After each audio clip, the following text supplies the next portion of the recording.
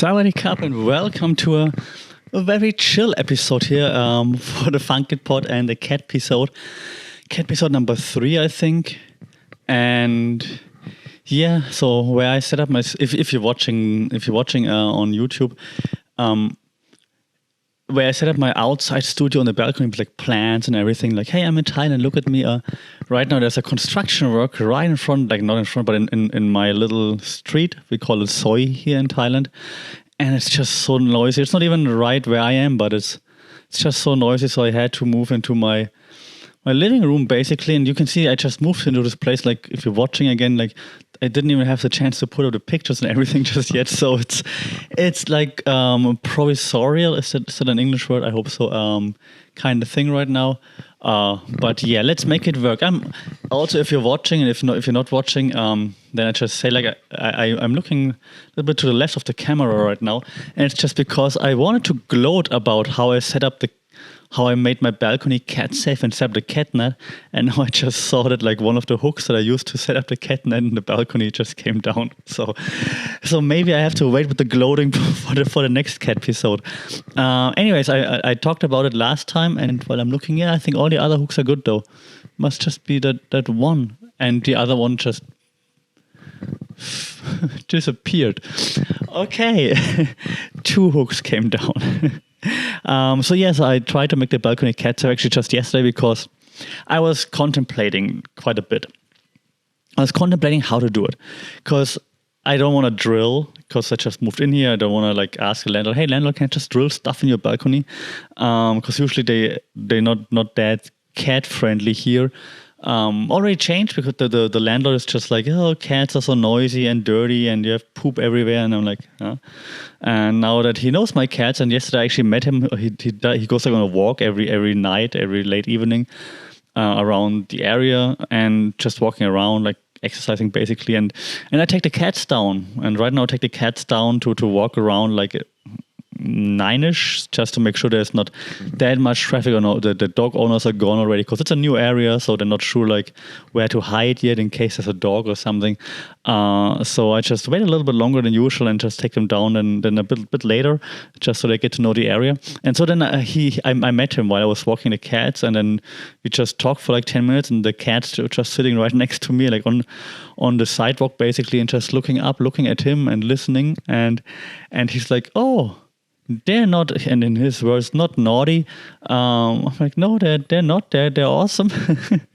And so he's getting around to the idea that not every cat is like the worst cat scenario, as that he might have seen in the past or something like that. So that's cool. So, but back to the balcony, right? So I was wondering how to do it. Like, the balcony is maybe like 4 meters wide. For the American audience, that's 2,000 feet, I believe. Sorry. So it's like around 4 meters. And the thing is, oh God, how do I explain that? So you have like the living area maybe that you can use as like 3 meters, right? And then it's like left and right, like half a meter, like separate with like a small, like a smallish wall that goes to your waist. And then there's like some space behind. There's like the aircon unit in there, for example, and there's just some space you can put your laundry gear in there if you want to, and so on, which is cool because then the living area is clean of all those things, which is nice, right? But to set up the net, it's kind of difficult because it doesn't go just like straight railing. The railing goes like, and I'll try to show it on the camera, but I'm going to explain it too for the audio listeners only. So it goes like the 3 meters, just like it has a straight railing, which so no problem, and then it turns like inwards, and then it continues the track. So it's not just from wall to wall. It's like the 3 meters, and then it goes like maybe 10 centimeters inwards, and then it continues to the wall. So there's like basically a curve in there, like 2 curves on each side, which made it a bit more complicated. Yes, and then I was stuck with like, what am I going to do? Am I going to use adhesive hooks? Or are they going to come down? So now I use around 40-ish hooks or so on top and on the bottom to hang the net in and anchor it basically. And 1 hook, 2 hooks maybe came down right now. I guess I used too much tension or something.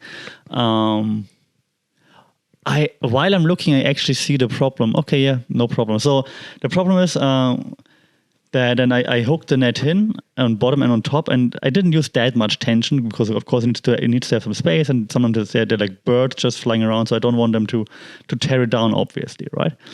But what I did do right now is because I have like a small shelf there, there's like a plant on there, and I figured I moved the shelf closer to the railing so that the cats can jump on it and can look out.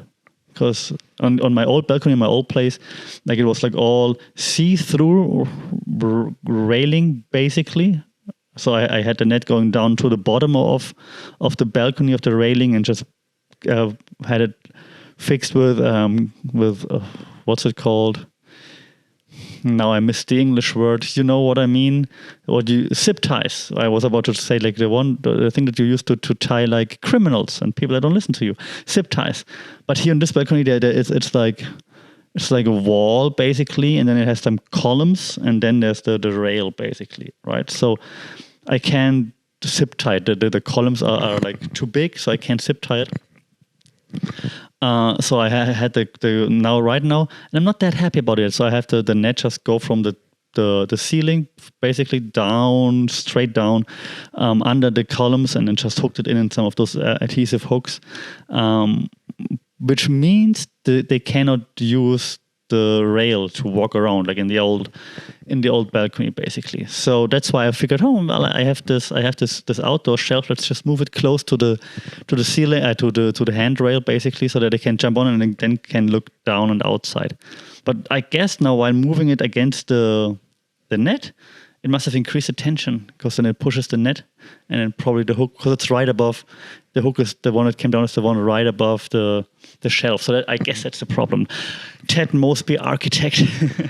All right, so that's the catnet update. Before this happened, I had a test run already with a Snooze outside, because Snooze is just, while she's more adventurous than Spooky, Snooze doesn't freak that fast. Like, she's adventurous, but if then, let's say, a weird noise happens, she just stops, looks, and then assesses the situation. While Spooky, when there's a weird noise happening, she's just freaking. She's like, ah, and just runs, and I didn't want her to jump into the net or tear down the net or whatever. So that's why I took Snooze first. No problem. She walked around, she saw the net, she's like, okay, I'm not supposed to go there, and just walk past the net to the next area of the balcony, and just rubbed her fur all over the balcony. I'm sure Spooky gonna do the same once I take her out then. Okay, so that's the balcony update so far. I would have never thought that I'm gonna talk like for 10 minutes about the balcony and making it cat safe, but it's been quite an important part of this week to get this all done.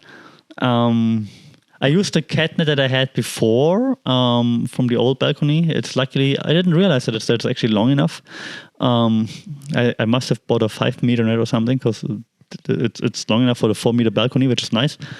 Because otherwise, like, really getting one just takes forever. As I mentioned in the last podcast, there's nothing here in Thailand, so I would have to order it from China. Would take forever, and I didn't want to wait 2 weeks to get it. Yeah. Now that I also have to work on site again, like not only work from home, I have less time to play with the cats, of course. And of course, they're okay staying at home, and then I take them out at night and we play and whatnot.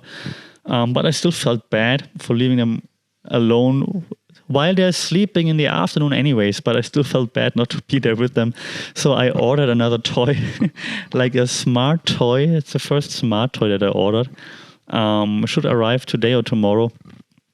So I'm going to review it then, of course, and let you know how that works. I just figured, like, while I'm gone in the office and at work for like hours and hours, and I know they're sleeping anyways in the afternoon, but I still feel bad. So I figured, let's try the smart toy. Let's see if that can entertain them, like, at least a little bit while I'm gone.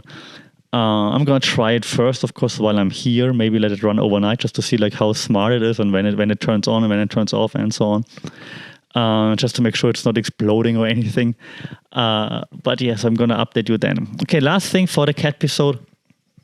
today is that while I got bored and I had to entertain someone in the hospital right now, I figured, what are we going to do? So I started playing Exploding Kittens. I never played it before. I mean, I knew it before. I know the Oatmeal.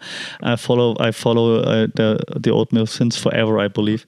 So if you don't know the Oatmeal, follow the Oatmeal on Instagram, and then on all his other outlets, of course, support Kickstarter stuff that he's doing and so on.